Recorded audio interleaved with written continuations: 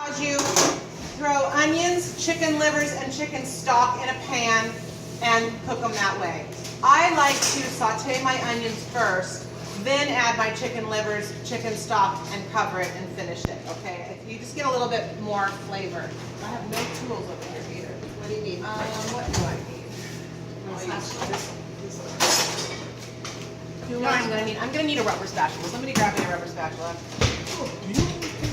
Okay, the first thing you want to do is make sure that your piece of equipment is working. These all look the same, but they are not the same.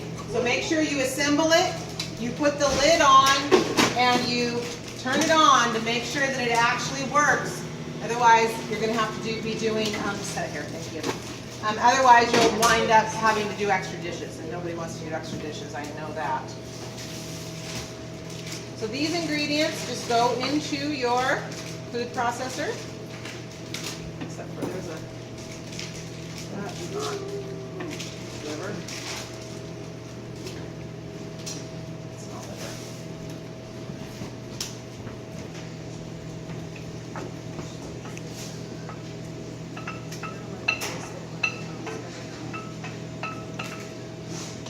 Okay, so that goes in, and we're going to get it nice and pureed. Get it nice and smooth, okay? Completely smooth. You could also do this in a, what do you call this, a blender? If you wanted to. You probably get even a little bit smoother in a blender as well, okay? And this would probably add a little bit more air into it too, so you might get a little bit more of that fluffy texture. I want to stick with this because I know this will set before our class is over today, so you will have a chance to try it. Now this is a little bit warm, so we get a pretty good texture. I'm going to let it chill just a little bit before I start putting my butter in, because otherwise my butter is just going to melt in here. So I'm going to take this, set it into the, here we put it in the, can we see the use this one today. This is a terrine mold, so then when you move it out of here, it will be you know, a little triangular pattern, and they have a lid to go on them. I'm a little, here we go. Everything's in a different place now. Not as set up. Okay. So you take a piece of plastic wrap, spray your mold with a little bit of pan spray.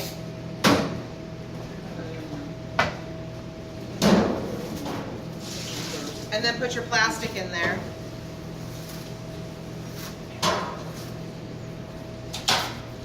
The spray holds the plastic in place.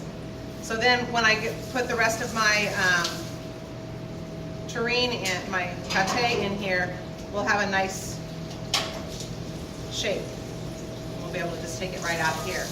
Okay, so that's where that will go when it comes time to take it. That installs onto your KitchenAid. They also make bigger ones that install onto the Globe mixers. So if you were doing lots of, you know, a lot more than what we're doing here today, you can certainly get one of those. The first thing that you want to do is, sometimes these are attached and you just flip it up. Sometimes they come completely off. You want to make sure that this screw is unscrewed so you can actually fit this casing in too, okay? This sets all the way in, and you do want to kind of push it and make sure that it gets all the way in, because everything else holds this. So if this isn't pushed in all the way, none of the rest of it's going to fit on top of it. Yes? Is that how you make sausage? We're going to make sausage. You want to make sure you tighten this little nut right here to keep everything in place, okay? The next thing, this is called the worm. The worm has a square section on it. So when you set it in, when you put it inside, you want to make sure that you get it square to see how it sits in. Again, if you don't get all this stuff on here correctly, it'll all just fall apart, and it's really frustrating. So make sure you get it in there correctly. The next thing that goes on, this is what cuts the meat as it goes through. So it's a little bit sharp, so you want to be careful with this. Also, I want everybody to be accountable for all of these parts. We got everything out today. We have 4 whole sets, and I want 4 whole sets at the end of the day, and we're going to definitely check. So make sure you're keeping track of all of this, because last time we used this, This is for when we start sauce. We only have one, so we all get to share once we get to the stuffing of the casing stage, because these are missing somehow. So we're gonna try harder to be a little more conscious of all of our parts. Okay, so the cutter is on there. Now I'm gonna decide what size die do I wanna use for I have 3 choices here. So I'm just gonna go ahead and go with the medium one.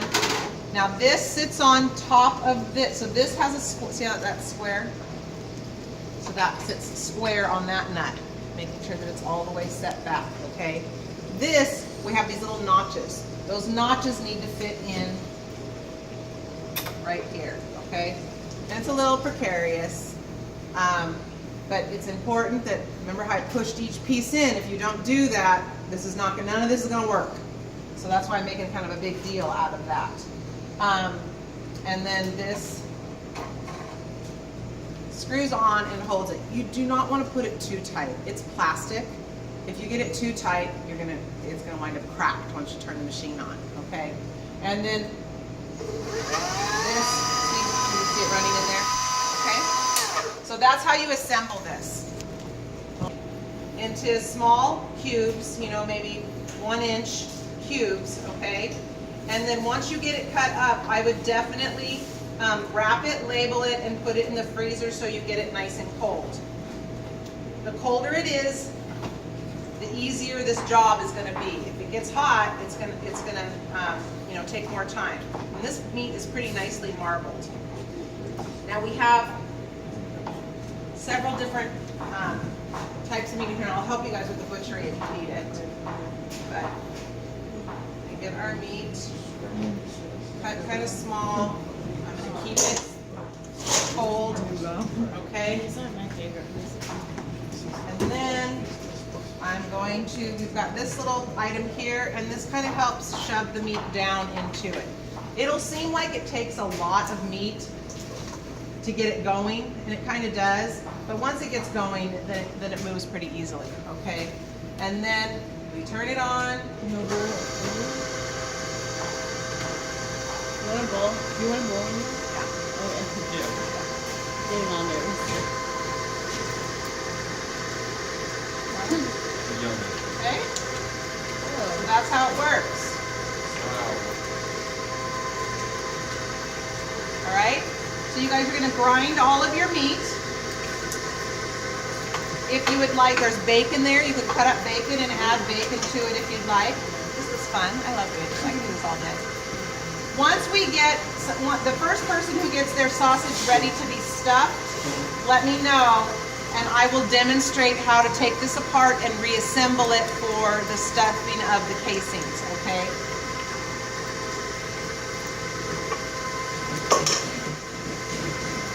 And if for some reason it starts to get stuck, stick an ice cube. Stick an ice chip, put an ice chip down there, and that will kind of help force it through, okay? You don't want to do that excessively because you don't want it to be watery, you know what I mean?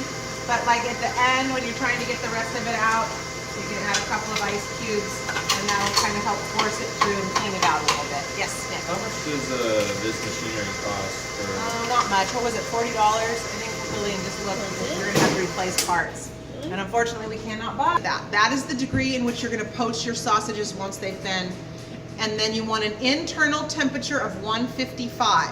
Okay, and then you're going to stop the cooking by putting it into an ice bath. So you should have all these elements ready, so that you can, and we'll kind of get a gauge on how long it's taking. And then we can finish it on the grill, or we can finish it all rummage back there and see if I can't find that little stovetop smoker that I have. Okay? Okay. Is it chilled? What do you think? No.